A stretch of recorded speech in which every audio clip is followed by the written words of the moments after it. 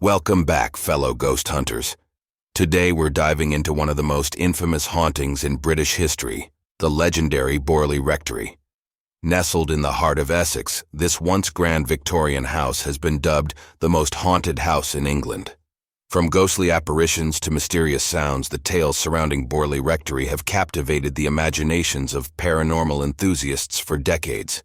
Join me as we unravel the chilling stories, explore the evidence, and discover why this haunted rectory continues to terrify those who dare to investigate its dark past. Are you ready to uncover the secrets of Borley Rectory? Let's get started. Built in 1862, on the same site as a Cistercian priory, perhaps several hundred years older in what is now Borley, Essex, United Kingdom. There are two stories of ancient love affairs gone wrong from Borley Rectory. In one account, a monk from a nearby 14th century monastery had a relationship with a novice from the local nunnery at Bures. When the illegal affair was discovered, the monk was hanged and the nun was bricked up alive inside the basement of the priory, which later became Borley Rectory. Later, in the 17th century, a French nun named Marie Lair left her order in Le Havre and came to England, staying for some time at the same nunnery in Bures. Soon she met and married Henry Waldengrave, owner of a manor home that stood on the site of Borley Rectory. In an evening of rage, Waldengrave strangled his wife and buried her in the basement. Borley Rectory was constructed for the Reverend Henry Dawson Ellis Bull. Almost from the beginning, the Bull family was plagued by frightening apparitions. Tales of Borley's ghosts first emerged in 1863, when the reports of schoolchildren were circulated, as they claimed to have seen the ghost of a nun. The nun was frequently reported in the twilight near the home, walking through the gardens. Once Bull's daughters tried to talk to the nun, only to see her fade away and disappear as they got closer. The family was shocked to learn that the nun's path through the garden was already well known to the local villagers and was called the Nun's Walk. Sometimes the nun was seen watching people from an upstairs window. Even more terrifying was the appearance of a phantom coach driven by two headless coachmen, which was sometimes seen and often heard at night in front of the rectory. The sounds of mysterious footsteps and strange creaks and crashes were commonly heard inside the house. In 1928, the new rector, Guy Smith, moved in with his family. While cleaning, Mrs. Smith found a strange package wrapped in brown paper, and inside was the skull of a young woman. This discovery was said to have been the trigger for supernatural activity within the house.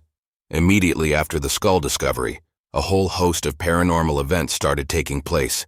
Strange lights appeared, unexplained footsteps moved within the house, and the ghostly apparition of a horse-drawn carriage was seen nearby. The couple went on to contact the Daily Mirror, saying that their intent was to make contact with the Society for Psychical Research, SPR. The Daily Mirror sent paranormal researcher Harry Price to investigate. Shortly after Price's arrival, the unexplained activity increased considerably. Price had stones and a vase thrown at him from unseen hands.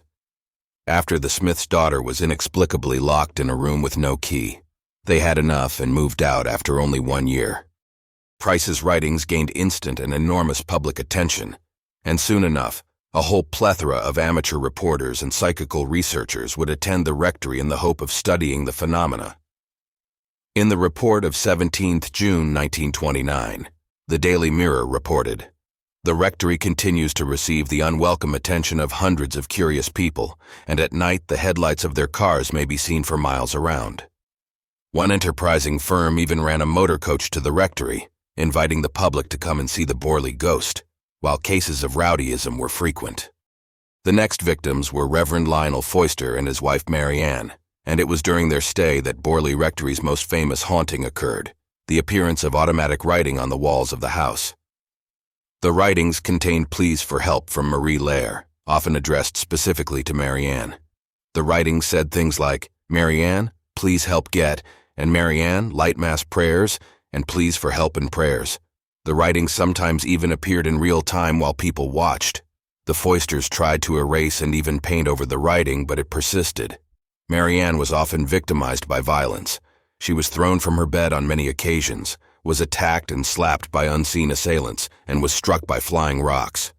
Windows shattered spontaneously. Reverend Foyster tried many times to exorcise the house without result. The Foysters finally gave up and moved out, and Harry Price himself rented Borley Rectory. Price advertised for 48 volunteer researchers to come and stay in the house with him and help record the supernatural episodes. Along with his best friends and fellow researchers Sidney and Helen Glanville, Price conducted spiritual sessions using a planchette, a writing implement held by the seance participants similar to a Ouija board. Two spirits most often manifested themselves during these seances. Marie Lair, the most vocal of the spirits, told her woeful story and explained that she was condemned to wander until her bones could receive a proper Christian burial.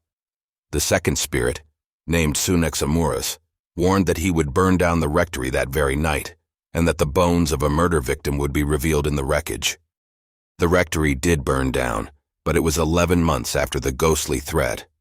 The home's new owner, Captain W. H. Gregson, was unpacking and accidentally overturned an oil lamp, starting a fire that destroyed the building. During the inferno, onlookers spotted a nun in one of the windows. Afterward, the rubble was demolished, and the bricks were reused for the war effort, leaving a bare hole in the ground. However, the small matter of a raging fire was not to keep Harry Price away from Borley. After revisiting more of Marianne's wall writings, Price believed that the message read, "The well tank bottom me," or "The well tank bothers me." Price was sure that the body of the nun whose restless spirit plagued the house would at last be found. He returned to the site and dug into the cellar. The bones of a young woman were found, certified by a pathologist, and reburied in the nearby cemetery at Liston in 1943. After nearly a century of haunting, Marie Lair was finally at rest. The Nun's Walk found peace. In official reports from Price's contemporary website and his book, The End of Borley Rectory, 1946, says, "The bones, part of a human jaw and a skull, popularly thought to be the mortal remains of Marie Lair, the ghost nun who still haunts, the rectory site, were placed in a wooden box and lowered into a small hole dug by the rector earlier in the day." The rectory was demolished in 1944, and even in the process of destruction, ghostly visions continued. Harry Price attended the site with his researcher Cynthia Ledsham and a photographer, David Sherman, with the intent of gathering images for an article to be published in Life magazine. As the group were unable to approach the building during demolition, photographs were taken of the frontage as the building was slowly razed to the ground.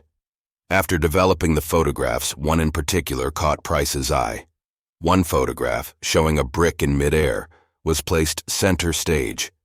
Inferring that the brick was levitating rather than falling, Price was able to publish another claim about the inherent darkness of Borley. Writing. As Mr. Sherman pressed the trigger which operated the shutter mechanism of his camera lens, a brick, or part of a brick, suddenly shot up about 4 feet into the air in front of what remained of the kitchen passage, just below the bathroom passage. The three of us saw it, and as I said, we were at least 100 feet away from it. We all laughed and called it the last phenomenon, and said the poltergeists were demonstrating in honor of our visit. Harry Price died on 29 March 1948, yet his research and work with Borley was not to rest easily. Following his death, accusations of fraud were rife from skeptics, investigators, and associates alike. Later in 1956, 3 of Price's peers collaborated on a work titled The Haunting of Borley Rectory, which argued that the majority of Price's claims were deliberately false and fraudulent, with reported phenomena easily attributed to deliberate misdirection, acoustics, or the presence of vermin within the residence. Although many contemporary enthusiasts, parapsychologists, and academics alike support and endorse Price's legacy and body of work, his contribution to the world of paranormal research remains a contentious issue. While almost all paranormal investigators were focused on Borley Rectory, they completely overlooked Borley Church. This church was built close to the rectory, and it is the spot where the story of the movie The Nun, part of the Conjuring universe, takes place. If you would like for us to make a video giving you all the info on Ed and Lorraine's true story behind the movie and the haunting of this church, let us know in the comments. Don't forget to subscribe to our channel for this and more scary content. Until next time.